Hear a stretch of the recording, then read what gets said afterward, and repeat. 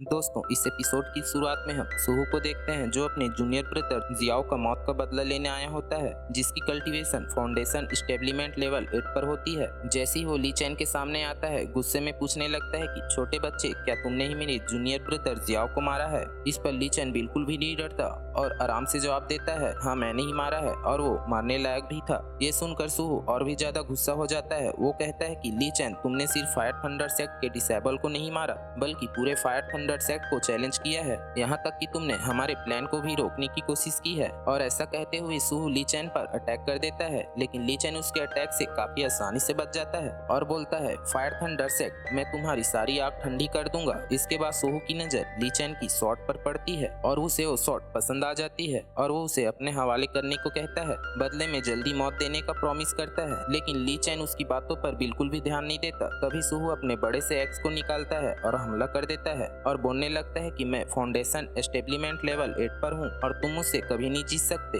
उसे पूरा भरोसा था कि एक बिना किसी सेक्ट वाले कल्टीवेटर के लिए उससे मुकाबला करना नामुमकिन होगा, लेकिन ली चैन अपनी स्पीड का फायदा उठाते हुए उसे कड़ी टक्कर दे रहा था। लेकिन तभी सुहू को पता चलता है कि ली चैन भी अब फाउंडेशन लेवल के 8 पर पहुंच चुका है, जिसे देखकर ली चैन मुस्कुराते हुए कहता है, आखिर तुम्हें पता चल ही गया, लेकिन अफसोस की बात है कि तुमने जानने में थोड़ी देरी कर दी। इसके बाद दोनों के बीच जबरदस्त लड़ाई शुरू हो जाती है और ली चैन सुहू को पीछे फेंक देता है और सुहू की गर्दन पर अपना स्वॉर्ड रखते हुए सुहू से पूछता है कि उन्होंने स्पीड डिसीजन सीक्रेट रियलम में जो फॉर्मेशन लगाया था उसका असली मकसद क्या था। और फिर सुहू अपनी जान बचाने के लिए सच बताने के लिए तैयार हो जाता है। वो बताता है कि उन्हें एक मिस्टीरियस पर्सन ने ब्लड सेक्रीफाइस फॉर्मेशन लगाने का आदेश दिया था कि यानबू पर लगी सील को कमजोर करना था, ताकि वो मिस्टीरियस पर्सन उस ट्रेजर को हासिल कर सके। हालांकि उस पर्सन की असली आइडेंटिटी उन्हें भी नहीं पता थी, जिसको सुनकर ली चैन सोचने लगता है कि आखिर वो मिस्टीरियस पर्सन कौन हो सकता है। तभी डियान तुरंत समझ जाती है कि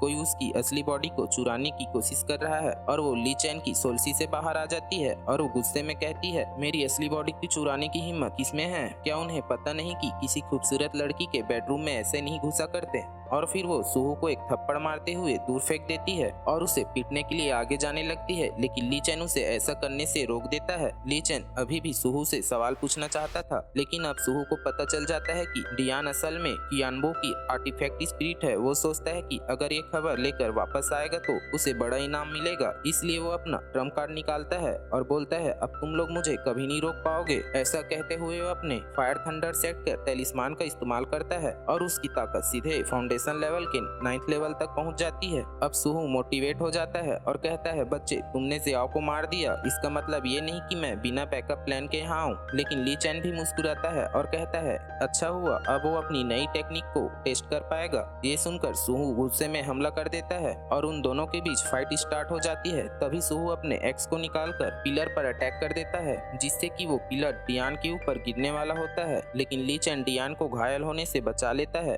तभी सुहू बोलता है कि वो फायर थंडर सेक्ट मास्टर का डायरेक्ट डिसाइबल है और वो एक नॉर्मल कल्टीवेटर से कभी नहीं हार सकता और ली चैन के ऊपर अटैक कर देता है, लेकिन ली चैन उसकी डींगे सुनने के मूड में बिल्कुल भी नहीं था और फिर ली चैन उस पर अपने स्वॉर्ड से अटैक कर देता है, जिससे सुहू का लाइफ बॉन्ड आर्टिफैक्ट टूट जाता है और सीधे जाकर दीवार से टकरा जाता है और वो गुस्से में थंडर टेक्निक का इस्तेमाल करता है और ली चैन के ऊपर थंडर ब्लास्ट से अटैक कर देता है। लेकिन ली चैन इस बार अपनी नई चाल चल देता है और वो ड्रैगन स्वॉर्ड रेनबो का इस्तेमाल करता है, जिससे काफी पावरफुल एनर्जी रिलीज होती है और सुहू समझ ही नहीं पाता कि आखिर उसके साथ क्या हुआ और देखते ही देखते उसकी मौत हो जाती है। ये देखकर डियान की आंखें चमक उठती हैं और वो एक्साइटेड होकर कहती है, मास्टर, आप तो बहुत हैंडसम हो और बहुत पावरफुल भी हैं। अब मुझे पूरा भरोसा है कि आप मेरी असली बॉडी वापस दिला सकते हैं। फिर वो हमेशा की तरह ली चैन से चिपकने की कोशिश करती है, लेकिन ली चैन उसे दूर रहने की चेतावनी देता है, जिस पर डियान नखरे दिखाते हुए शिकायत करती है कि मास्टर, आप तो बिल्कुल भी रोमांटिक नहीं हो। इसके बाद सीन शिफ्ट होता है और हम ली चैन और जिंगबाई को देखते हैं। ली चैन जिंगबाई के हार्ट के अंदर से इंसेक्ट को बाहर निकाल रहा होता है और ली चैन को ऐसा करते हुए देखकर डियान अंदर ही अंदर सोच रही होती है कि सेंट ओरिजिन बॉडी और डिवाइन फ्लेम जैसी शक्तियों वाला इंसान आखिर ये कौन हो सकता है। वो सोचने लगती है मैंने बिल्कुल सही फैसला किया कि समय रहते मैंने ली चैन से कॉन्ट्रैक्ट कर लिया। और तभी थोड़ी देर में जिंगबाई को होश आ जाता है। इसके बाद ली चैन उसके सामने आता है और बताता है कि जैसा उसने प्रॉमिस किया था उसने उसके हार्ट के अंदर से इंसेक्ट को निकाल दिया है।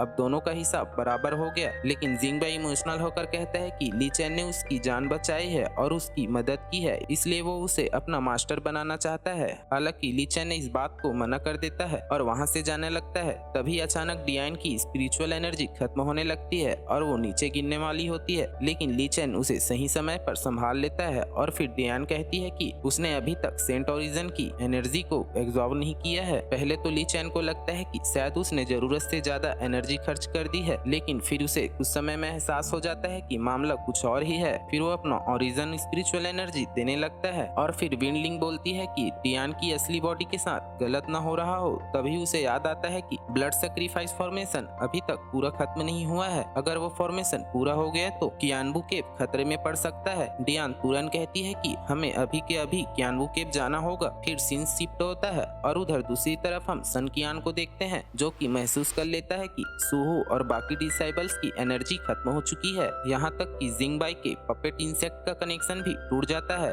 अब उन्हें शक होने लगता है कि स्पिरिट डिसीजन सीक्रेट रेलम के अंदर कुछ बड़ा हो चुका है। इसके बाद हमें एक और बंदे को दिखाया जाता है जो कि स्वाट सेक्ट का लीडर होता है और फिर वो सन कियान से कहने लगता है कि तुमने बहुत बढ़िया काम किया है। इस ब्लड सैक्रिफाइस फॉर्मेशन ने पूरे स्पिरिट डिसीजन सीक्रेट रेलम में हलचल मचा दी है। और इसी सीन के साथ हमारा एपिसोड खत्म होता है।